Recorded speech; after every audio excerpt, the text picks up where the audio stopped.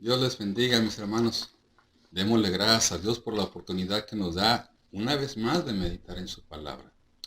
Y hablando de eso, ¿por qué no repetimos la confesión de fe? Por favor, tomen sus Biblias y repitamos lo que ya conocemos como confesión de fe. Recordemos, la palabra de Dios contenida en este libro es la verdad que acepto creer, es la enseñanza que me comprometo a seguir y es la verdad y esperanza que me atrevo a confesar. Nada me impide a recibirla, nadie me evitará que la haga parte de mi vida y por ningún motivo dejaré de proclamarla. Estoy aquí, estamos aquí, mejor dicho, para leerla, oírla y vivirla diariamente. Amén. El mensaje de hoy espero que sea de bendición para sus vidas. Le he llamado manso, es igual a débil. Mateo 5:5. Al mirar la película La Pasión de Cristo, ¿se acuerdan de ella? Debí haber tenido a mi lado un pañuelo. No sé si la recuerden, pero la película se centra en las últimas horas de la vida de Jesús y la escena de apertura tiene lugar en el huerto de Getsemaní. La película es hermosa, es audaz, ya que captura el costo que Cristo pagó por nuestros pecados. Encontré que la representación era bíblicamente precisa, emocionalmente apasionante y espiritualmente conmovedora. Esa película no es simplemente una película, es un encuentro con Jesús, es un llamamiento al Evangelio. Hace tiempo, un seminarista, precisamente por la película, me preguntó de qué se trataba, pastor. Y yo le dije que gráficamente era una película perturbadora. Y él agregó, pues así es, pastor. Debe ser exacta porque así es como sucedió. Esta película fue un vívido recordatorio de que fueron mis pecados los que hicieron que Jesús pasara por lo que pasó. Se le preguntó al productor y director de la película, Mel Gibson, si no consideraba que la película fuera exageradamente sangrienta. Su respuesta fue interesante para mí. Él mencionó, el Antiguo Testamento, el pacto exigía un sacrificio de sangre para el perdón de los pecados. Supongo que Jesús podría haberse pinchado el dedo para sacar un poco de sangre, pero no lo hizo. Al contrario, vivió todo el proceso, experimentó todo el camino y yo quería mostrar eso.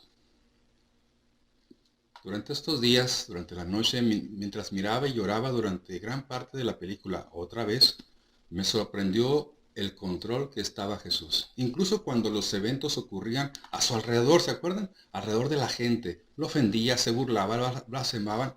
Los líderes religiosos, los soldados de corazón de piedra jugaron gran parte, luciéndose confusos, enojados, incluso desilusionados, pero Jesús calmado.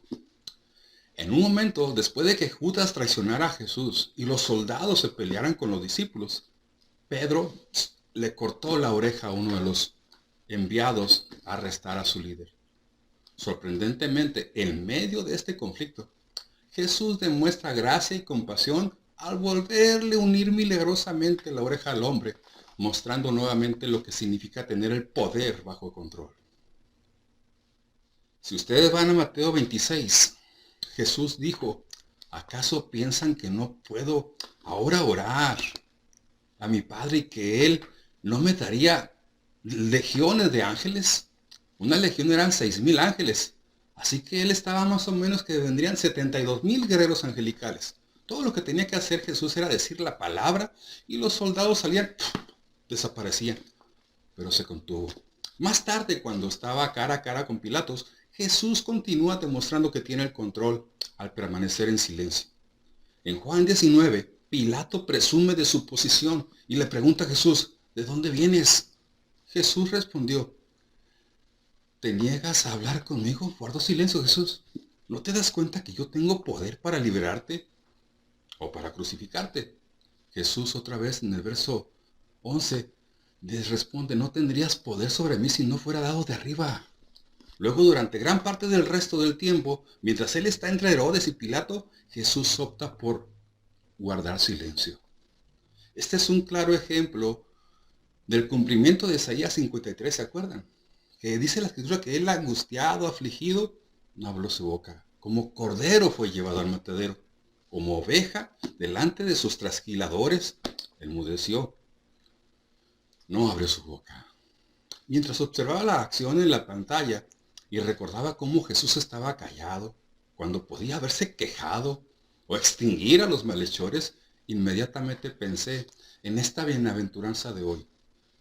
Bienaventurados los mansos, porque ellos recibirán la tierra por heredad. Jesús modeló la mansedumbre y ahora establece este rasgo como una característica para nosotros, para el cristiano. Como hemos estado aprendiendo durante esta serie del Sermón del Monte, estas 8 declaraciones del Salvador describen lo que significa ser cristiano. Jesús no se enfoca en el desempeño externo, no. ¿Qué cosas? Como ir a la iglesia, dar, ofrendar o incluso servir. Su preocupación es mucho más profunda, ya que delinea o marca cómo debe ser un discípulo por dentro. Un cristiano es alguien que es pobre en espíritu, al reconocer su propia bancarrota espiritual, que lamenta las pérdidas de vida, llora por su pecado, llora por la condición de los demás y llora por el mundo. Un seguidor de Cristo es aquel que es manso, tiene hambre de las cosas correctas. Es misericordioso con los demás, persigue la pureza, trabaja para hacer la paz en medio del conflicto y es perseguido por intentar hacer lo correcto. Pero, preguntémonos, ¿qué es mansedumbre? Nos resulta difícil comprender esta bienaventuranza porque algunos de nosotros equiparamos la mansedumbre con la debilidad. De hecho, si le dijeras a alguien que es manso, no estoy seguro de que lo reciba como un cumplido. El diccionario de sinónimos enumera algunos conceptos que no son muy halagadores. Por ejemplo, dócil, suave, pasivo, sin ánimo. Entonces no es de extrañar que no queramos que nos llamen mansos. Si eso es lo que significa la palabra, pero dado que esta característica es parte de la definición de discípulo, necesitamos entender lo que Jesús quiso decir cuando lo dijo, ser mansos. Manso se usó en al menos 4 contextos diferentes que en conjunto nos van a ayudar a comprender cómo podemos demostrar mansedumbre en nuestras vidas. Primera de ellas, en la cultura griega, la mansedumbre se consideraba una virtud. Equilibraba entre lo tranquilo y el enojo. El hombre manso no era tímido ni propenso a ataques de ira. Segundo, los médicos griegos usaron la palabra manso para describir una medicina relajante. Si se administra muy poca medicina, no funciona. Si se prescribe demasiado, puede doler en lugar de curar. Entonces la cantidad adecuada puede hacer maravillas. 3. Manso también se usó para describir una suave brisa que soplaba desde el océano. El viento puede arder, como aquí en Mexicali, y causar un gran daño cuando hace mucho calor, pero cuando sopla suavemente, como una brisa, brinda un consuelo relajante. Esta palabra se usaba comúnmente para describir un semental salvaje que había sido domesticado. Un caballo sigue siendo poderoso, pero su poder ahora está bajo el control de la rienda.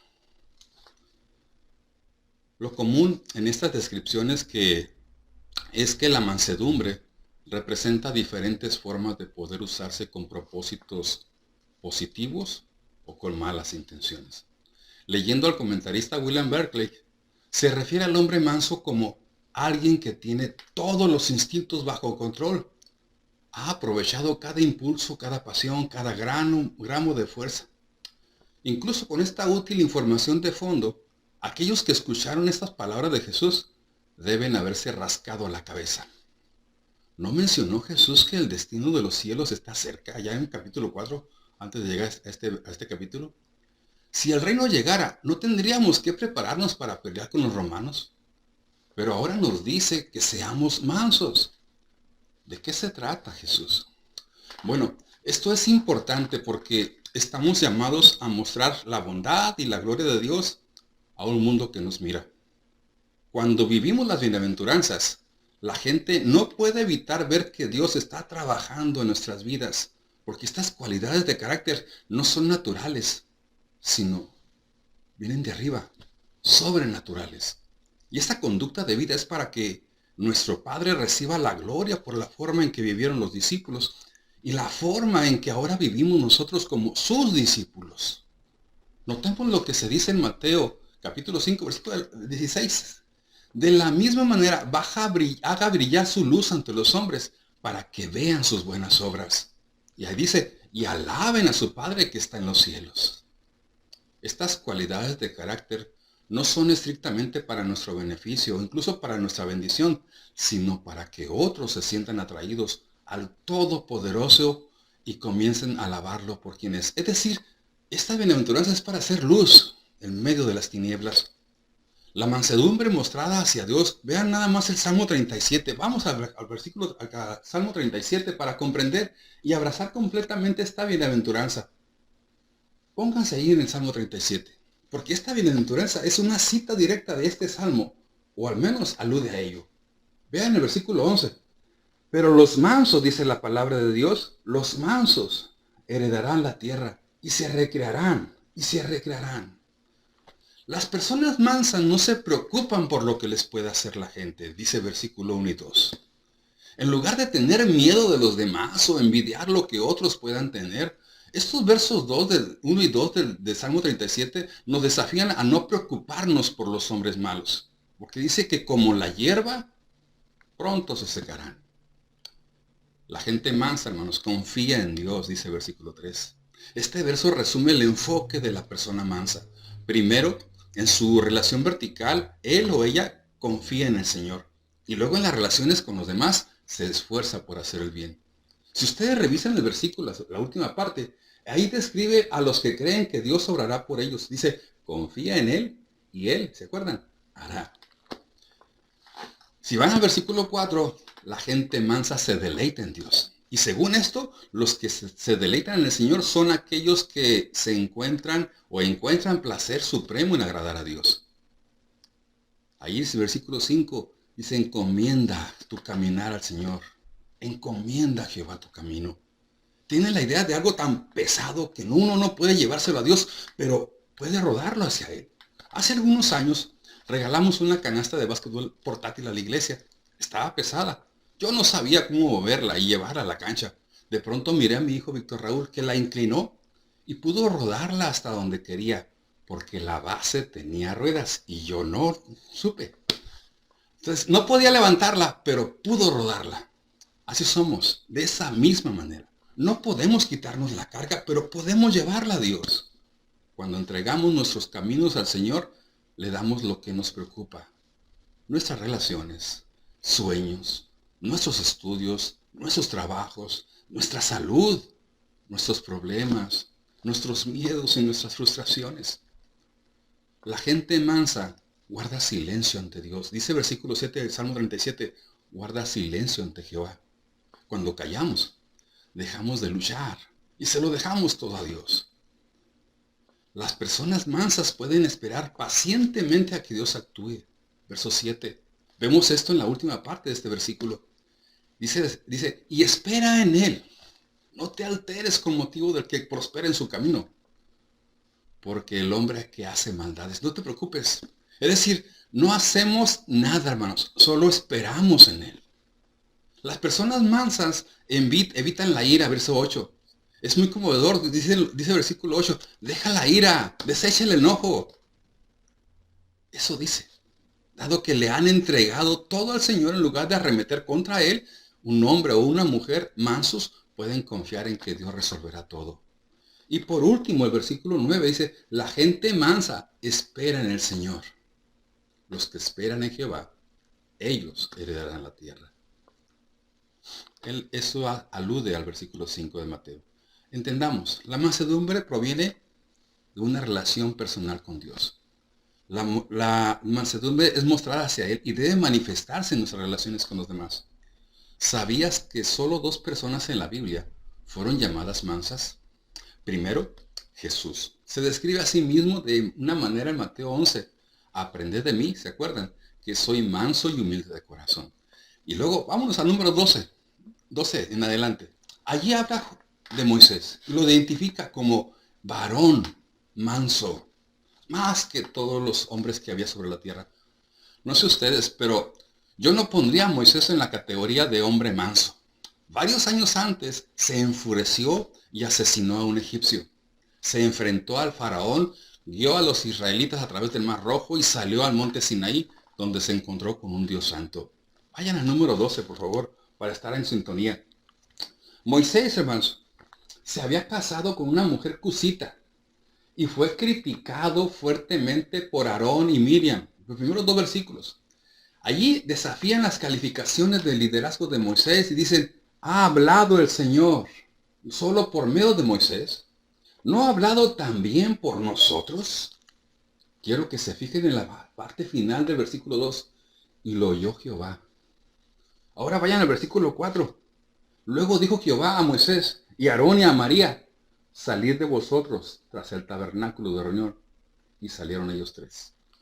Entonces Dios reivindicó a Moisés y puso a María blanca de lepra. Ahora, con todo lo que está sucediendo, ¿qué está haciendo Moisés? Nada. El verso 3 dice que es humilde y manso. Sus primeras palabras registradas están en el versículo 13. Chequen, por favor. Ahí clama a Dios para que sane a María. ¡Qué precioso! Esto es asombroso para mí. Él no se defendió, no buscó venganza, no discutió. En cambio, se quedó callado y dejó que el Señor asumiera su causa. Cuando abrió la boca fue para interceder por quien lo había desafiado y reprendido.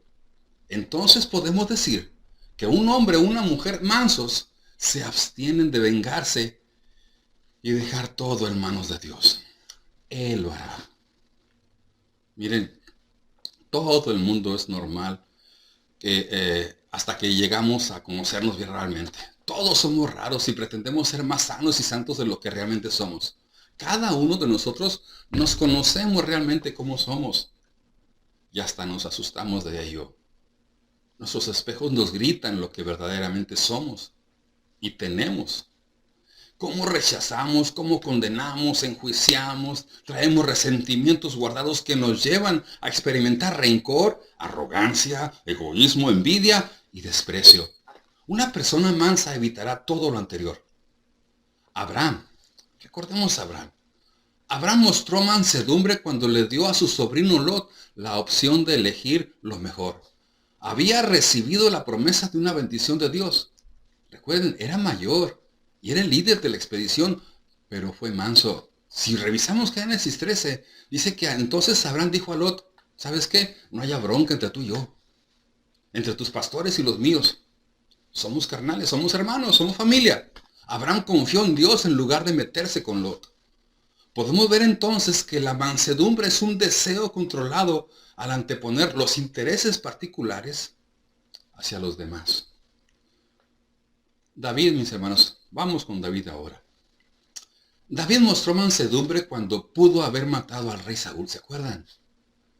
Matarlo y reclamar el reino para sí mismo. Él era poderoso, pero mantuvo sus ambiciones refrenadas cuando dijo en una ocasión en 1 Samuel 24, Jehová me guarde de hacer tal cosa contra mi Señor, es el ungido de Jehová, que yo extienda mi mano contra él. No lo voy a hacer. Debido a que David se deleitaba en el Señor y confiaba en los tiempos de Dios, esperó pacientemente a que Dios interviniera y resolviera todo. Por cierto, me parece muy interesante que David nunca presumiera en los salmos que haya matado a Goliat. ¿Se han dado cuenta de eso? Era manso y humilde porque confiaba en Dios. Me gusta cómo el diccionario de la Biblia define la mansedumbre. Una actitud de humildad hacia Dios y mansedumbre hacia los hombres. ¿Y que surge de dónde? Del reconocimiento de que Dios tiene el control. David ciertamente sabía eso y lo modeló con mansedumbre. Ahora bien, un cambio de imagen de mansedumbre. ¿Dios quiere a ti y a mí darnos un cambio de imagen de mansedumbre? Sí. Pero ¿cómo podemos volvernos más mansos, pastor? Pues de eso se trata el mensaje. Miren, estudiemos con el Hijo de Dios. Aunque Jesús se dio a sí mismo como una serie de títulos figurativos como el buen pastor y la luz del mundo, Cuando se trata de describirse a su carácter con virtudes específicas, hay muy pocos autorretratos de Jesús. Escuchen cómo Jesús se describe a sí mismo en Mateo 11, 28 al 30. Venid a mí, ¿se acuerdan? Todos los que estéis trabajados y cargados, y yo os haré descansar. Añade el 29, llevar mi yugo sobre vosotros y aprended de mí, que soy manso y humilde de corazón. Y promete, hallaré descanso para vuestras almas, porque mi yugo es fácil, ligera mi carga, manso y humilde. Así se describe a sí mismo. Primero debemos venir a Cristo y hacer rodar nuestras cargas sobre Él. Al hacer eso, nos rendimos tomando su yugo sobre nosotros. Cuando un buey aceptaba el yugo, mostraba mansedumbre. Todavía era muy poderoso, pero su poder estaba bajo el control de otro. Jesús está diciendo, quiero que te conectes conmigo, para que podamos caminar uno al lado del otro. Trabajemos juntos y caminaremos por las pruebas de la vida como si fuéramos uno solo. A medida que cedemos, hermanos, nuestro yugo, vamos a aprender de Él y vamos a descubrir que somos mansos y gradualmente nos vamos a volver más mansos. También descubriremos que lo que Él nos ofrece encaja perfectamente con quien somos. Sus enseñanzas no son pesadas, sino fáciles, y la carga es liviana. Denme sus cargas, yo les haré descansar. Jesús nos invita no solamente eso, a estudiar con Él, nos llama a su reposo, y la mansedumbre es su método. Al hombre manso no le importa en absoluto quién es más grande que él, porque hace mucho tiempo que decidió que la fama del mundo no merece ningún esfuerzo. La paz que ofrece Cristo, hermanos, es el descanso de la mansedumbre. Es el bendito alivio. Y eso cuando sucede, viene cuando nos aceptamos a nosotros mismos por lo que somos y dejamos de fingir. Por eso, estudiemos con Jesús. 2. Démosle bienvenida a la palabra de Dios. Si queremos ser mansos, entonces es esencial que cultivemos la sumisión a la palabra de Dios. De hecho, la Biblia es el freno que controla nuestros espíritus salvajes, impetuosidad. Santiago 1 nos desafía a recibir la revelación de Dios con apertura para permitir que nos cambie. Por lo cual dice Santiago, desechando toda inmundicia, abundancia de malicia, que recibamos con mansedumbre la palabra implantada, la cual dice nos puede salvar nuestras almas. Hay dos palabras griegas traducidas como recibir. Una tiene la idea de agarrar y extender la mano. Es lo que algunos de nosotros hacemos con la Biblia cuando la estudiamos y la ponemos en nuestra cabecita. Aquí se queda. La otra palabra significa abrazar con humildad de corazón a corazón, así como debe abrazarse el ser humano de corazón a corazón. Si queremos crecer en mansedumbre, debemos ceder a las Escrituras. Y si es así, estudiemos con Jesús y démosle la bienvenida a su palabra. Pero también hay una tercera razón para alcanzar mansedumbre. Sometámonos al Espíritu de Dios. ¿Se acuerdan de Gálatas 5:21? Ahí menciona la mansedumbre como fruto del Espíritu. Es decir, proviene de lo alto, proviene de Dios. El fruto no es algo que hacemos, hermanos. Es lo que mostramos. Nuestra responsabilidad está clara. Si van al versículo 25 de Gálatas, dice que si vivimos por el Espíritu, andemos también por el Espíritu. La clave no es trabajar más duro, sino adorar más plenamente para confiar más. Les pregunto, ¿cuándo fue la última vez que oraste para ser lleno del Espíritu? ¿Le has pedido alguna vez que te haga más manso? Eso no se predica hoy. La mansedumbre surge cuando nos rendimos al Espíritu y se manifiesta en nosotros un espíritu manso basado en una confianza inquebrantable con Dios. Alguien ha dicho, la mansedumbre no es meramente la ausencia de orgullo y arrogancia, sino la plenitud de la presencia de Dios, donde el orgullo y la arrogancia no caben, no pueden permanecer. Por ello, estudiemos con Jesús, démosle la bienvenida a su palabra, sometámonos al Espíritu de Dios, para poder, ¿qué cosa? Soportar al pueblo que nos tenemos aquí alrededor, o al pueblo de Dios. Si bien es cierto que es más fácil acercarse y comerse una tuna cuando no tiene espinas, la verdad del asunto es que todos tenemos la capacidad de espinar y atacar a los demás. En las Escrituras la mansedumbre se contrasta frecuentemente con palabras duras, violentas, implacables, estrictas y severas. Una persona mansa, hermanos, busca dar gracia a los demás y soporta a las personas imperfectas. Si revisan Efesios 4:12, él dice, toda humildad y mansedumbre, soportándoos con paciencia los unos a los otros, con paciencia, en amor. Necesitamos que se nos recuerde que nadie es perfecto, solo Dios. Tu cónyuge te decepcionará, tus hijos te van a fallar, tus amigos te van a decepcionar, la iglesia te dejará caer de bruces, tu pastor no cumplirá con todas tus expectativas. Llegará el momento en que tendrás una queja legítima. Tendrás razón y ellos estarán equivocados. Esta es la encrucijada de la mansedumbre. ¿Cuál camino tomarás? ¿Lanzarás algunas palabras de condena? ¿Darás la espalda? ¿O concederás gracia y dulzura? Antes de tomar esta decisión, recuerda lo amable que es Jesús con las personas imperfectas como tú y como yo. Podemos elegir vivir nuestras vidas decepcionados y enojados con todos los que nos rodean. En Efesios 4:3 dice la palabra de Dios, solícitos en guardar la unidad en el vínculo de la paz. Es decir, haz todo lo posible por mantener la unidad del Espíritu mediante la mansedumbre, mediante la paz. Así que una vez más estudiemos con Jesús, démosle bienvenida a la palabra, sometámonos al Espíritu de Dios, soportémonos unos a los otros. Y por último, movilicémonos para la misión de Dios. Cuando la gente de hoy mire a los creyentes, a nosotros, viviendo una vida con mansedumbre, se van a preguntar, ¿qué está pasando con mi hermano, con mi hermana, con los hermanos? Algunos de nosotros somos bastante duros con los que nos conocen, los que no conocen a Jesús, por lo que 1 Pedro 3 dice, no descansa estar para la gente sepa por qué tenemos tanta esperanza, pero debemos hacerlo con mansedumbre y amor. Un no cristiano me dijo una vez, Víctor, ¿entiendes que tú representas a Jesús para mí? Víctor, ¿has entendido que cuando me tratas con gentileza me estás invitando a conocer a tu Dios? Y yo me quedé, wow, qué sabio. Luego habla de la palabra heredar la tierra. No es casualidad que la mansedumbre siga después de ser pobre en espíritu y ser bendecido cuando lloramos. Es en este punto que nos damos cuenta de que no tenemos nada con qué luchar y que el poder que Dios nos da debe ser utilizado para sus santos propósitos.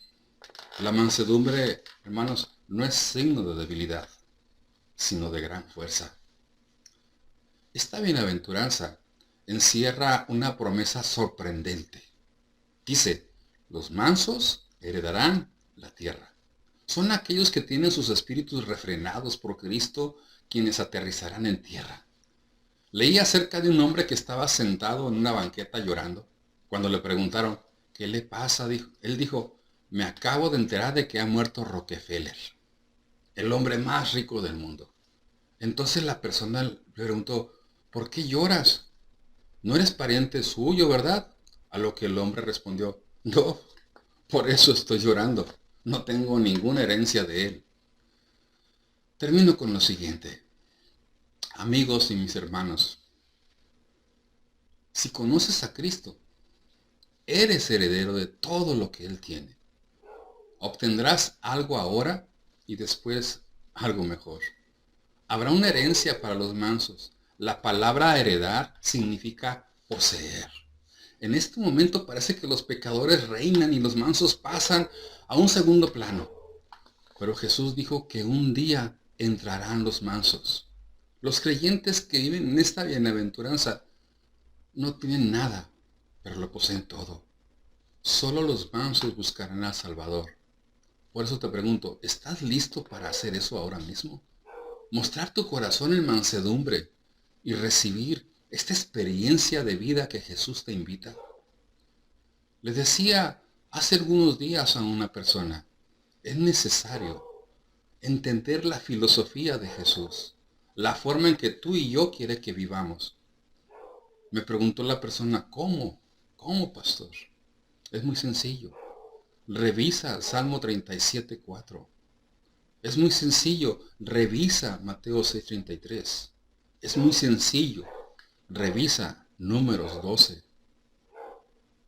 y entenderás que lo que Dios quiere es que vivamos con mansedumbre para que Él intervenga. ¿Y nosotros qué hacemos? Nada, absolutamente nada. Solo encomendar nuestras vidas en sus manos y esperar que Él actúe. Te dejo estos mensajes para que los repases en el contexto del que estamos hablando. Mateo 6:33, Salmo 37 y Números 12. Y espero que comprendamos cómo quiere Dios que vivamos en la vida cristiana. Si eres de las personas que necesitan mansedumbre, yo lo necesito, recojamos la enseñanza de hoy y que podamos nosotros agradar a nuestro Señor Jesucristo en una actitud de mansedumbre para glorificar su nombre, pero también para bendecir a propios y extraños, que es la tarea de la obra de Dios, de hacer misión. Oremos. Dios Padre, en el nombre glorioso de Jesús, te suplicamos, Padre Celestial, que amanses nuestra vida, nuestro carácter, nuestro espíritu. Y hemos escuchado la manera de hacerlo. Ahora nos corresponde a nosotros aceptarlo o no. Si lo aceptamos, Señor, te ruego que seamos perseverantes, que iniciemos, Señor, reconociendo quién eres tú para nosotros, pero también reconociendo quiénes somos nosotros contigo delante de ti. Y si hay algún pecado que estorbe para vivir en plenitud esta enseñanza, que seamos mansos, Señor, que seamos humildes, reconocer nuestra condición de maldad, arrepentirnos y pedirte perdón. Y perdonarnos nosotros mismos, Señor. Por eso, Padre, te suplico que nos ayudes a vivir en mansedumbre, así como aprendió Moisés, Señor, así como aprendió David, Padre Celestial, así como aprendió Abraham. Ayúdanos a aprender a vivir en mansedumbre en los tiempos de hoy. Te lo pedimos, te lo suplicamos, en el nombre glorioso de Jesús. Amén y amén. Dios les bendiga, mis hermanos. Si tienen algún comentario, no se olviden de hablarme, de escribirme por las redes sociales. Y ahí estamos, en lo posible, porque lo imposible lo hace Dios, pero en lo posible, ahí estamos. Un abrazo, Dios les bendiga.